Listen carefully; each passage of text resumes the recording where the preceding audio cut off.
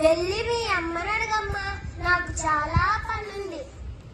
అమ్మా అమ్మా, నాకు కథ చెప్పావా? నాన్నని అడిగితే ఏదో పనుందన్నాడు. అవునా?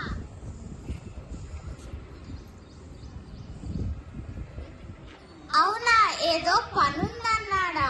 అవునమ్మా. నాకు తెలుసు, ఎప్పుడు ఇంతే.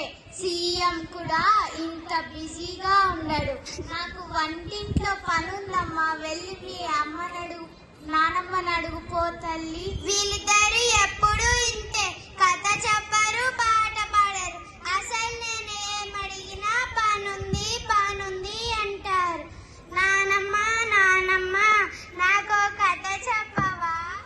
నా బంగారు తల్లి, నా చిట్టి తల్లి, అలా పెరిట్లో పోయి చెప్పుకుందాంపా.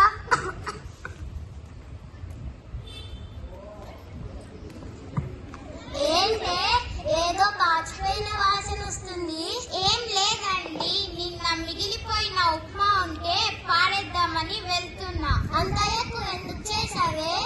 మీరు తిని బలుస్తారని. దీని పేరు సుమతి, ఇది చేస్తుంది పెద్ద అతి.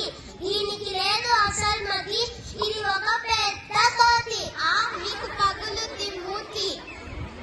అయినా ఇంత చేసి పాడేసే బదులు ఆ ముసిరానికి పెడితే పోలే. అత్తయ్య, ఓ అత్తయ్య, మీకోసం ఉప్మా చేశాను, తినండి. అమ్మా సుమతి, ఇది పాచిపోయిందమ్మా, నేను తినలేను.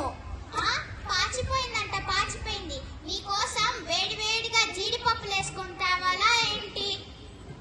అయినా ఈ వయసులో ఇంతింత తిని ఒలింపిక్స్ కు వెళ్ళి వెయిట్ లిఫ్టింగ్ చెయ్యాలా?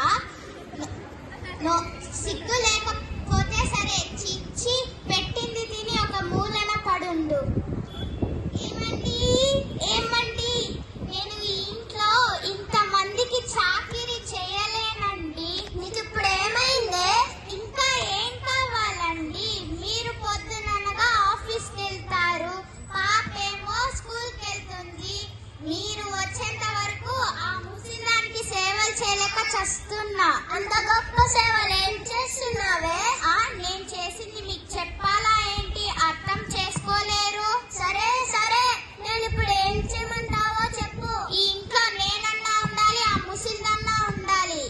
చెప్పండి. ఈ వయసులో ఆమె ఎక్కడికి వెళ్తుందే? ఎక్కడికన్నా పంపియండి, ఆ ముసిది మాత్రం ఈ ఇంట్లో వద్దు. ప్రతి ఊర్లో ఉన్నాయి కదా ఆశ్రమాలు, ఫోన్ చేయండి. చేస్తానులే, ఇప్పుడే చేయండి. చేస్తున్నా.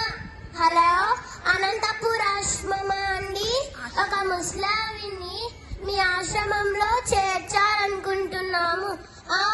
ఆమెకు ఎవ్వరు లేరండి. సరే